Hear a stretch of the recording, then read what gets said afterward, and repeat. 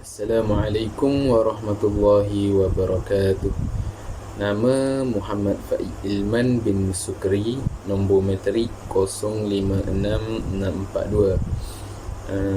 Hari ini saya ingin membuat satu video pembentangan untuk subjek ulum hadis mengenai rumusan. Tajuk yang pertama iaitu penggunaan istilah as-sunnah dalam ilmu hadis, usul fiqh dan akidah. Dan yang kedua, perbezaan ilmu hadis riwayah dan dirayah. Dan yang terakhir, perkembangan ilmu hadis riwayah dan dirayah di zaman sahabat radhiyallahu anhu. Jadi yang pertama adalah penggunaan istilah as-sunnah dalam ilmu hadis, usul fiqh dan akidah.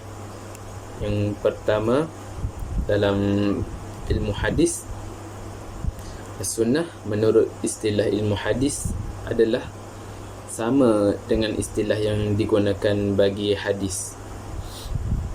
Yakni hadis menurut bahasa ialah yang baharu, perkhabaran atau berita. Dari sudut istilah pula ialah segala ucapan Nabi, segala perbuatan dan segala keadaannya. Termasuk dalam pengertian ini ialah keadaannya, segala yang diriwayatkan dalam kitab-kitab lama atau sirah seperti keputeraannya, tempat dan segala yang berkaitan dengan Nabi Muhammad sallallahu alaihi wasallam. Pengertian ini sama dengan pengertian sunnah menurut istilah ahli hadis atau muhaddisin. Okey, yang seterusnya dari sudut usul fiqh. As-sunnah menurut usul fiqh pula adalah segala sesuatu yang bersumber dari Nabi Muhammad sallallahu alaihi wasallam selain dari Al-Quran, baik perbuatan, perkataan, takrir yakni penetapan yang baik untuk dijadikan dalil bagi hukum syarak. Ulama usul fiqh membahas dari segala yang disyariatkan kepada manusia sebagai undang-undang kehidupan dan meletakkan kaedah-kaedah bagi perundangan tersebut. Ulama usul fiqh membicarakan Rasul sebagai seorang pengemudi undang-undang yang meletakkan atau menciptakan dasar-dasar ijtihad bagi para mujtahid sesudahnya dan menerangkan kepada manusia tentang perlembagaan hidup yakni Dustur Al-Hayah. Maka mereka memperhatikan segala tutur Rasul, perbuatan-perbuatannya dan takrirnya, iaitu pengakuan-pengakuan yang bersangkutan dengan perkara penetapan hukum. Okey, yang ketiga dari sudut fiqh. As-sunnah dari sudut fiqh ialah segala yang tetap dari Nabi Muhammad sallallahu alaihi wasallam dan hukumnya tidak fardu dan tidak wajib, yakni hukumnya sunat atau mustahab. Ulama fiqh berpendapat bahawa sesuatu yang diterima dari Nabi Muhammad sallallahu alaihi wasallam dengan tidak difardukan dan tidak diwajibkan dinamakan sebagai sunnah. Imbangannya ialah wajib, haram, makruh dan mubah. Lawannya adalah bid'ah, seperti talak yang dijatuhkan dalam haid menurut mereka dinamakan sebagai talak bid'ah. Sunnah secara umumnya terbahagi kepada tiga, iaitu perkataan yakni qauliyah, dan perbuatan iaitu fi'liyah, dan perakuan yakni takririyah. Okey, yang terakhir adalah dari sudut akidah. As-sunnah dari sudut akidah pula adalah lawan bagi bid'ah. Golongan yang berpaling dari sunnah ini dianggap seperti pelaku bid'ah. golongan yang selain daripada mereka ini juga termasuk di dalam kalangan mereka apabila mereka menuruti jejak mereka. Selain itu juga adalah cara yang diperintahkan dalam syariah untuk diikuti. Selain itu, istilah lain juga adalah petunjuk dari Nabi dalam asas-asas agama dan pengetahuan, pekerjaan dan bimbingan yang biasa dilakukannya, dan petunjuk kenabian yang merupakan jalan penukaran ke jalan lurus. Okey, setelah itu kita beralih kepada perbezaan ilmu hadis riwayah dan dirayah. Perbezaan dari sudut maksud adalah ilmu hadis riwayah adalah ilmu yang menyatakan berkaitan dengan penyambungan atau pemindahan sesuatu yang berhubung dengan baginda sallallahu alaihi wasallam, sama ada ia berbentuk ucapan, perbuatan, pengakuan atau sifat peribadi. Maksud bagi ilmu hadis riwayah pula ialah ilmu yang membincangkan kebenaran riwayat, syarat-syarat, jenis-jenis, hukum-hukum, kedudukan perawi, juga kategori riwayat dan perkembangan mereka yang berkaitan dengannya. Itu adalah perbezaan daripada segi maksud atau ta'rif bagi ilmu hadis riwayah dan hadis riwayah, hadis dirayah.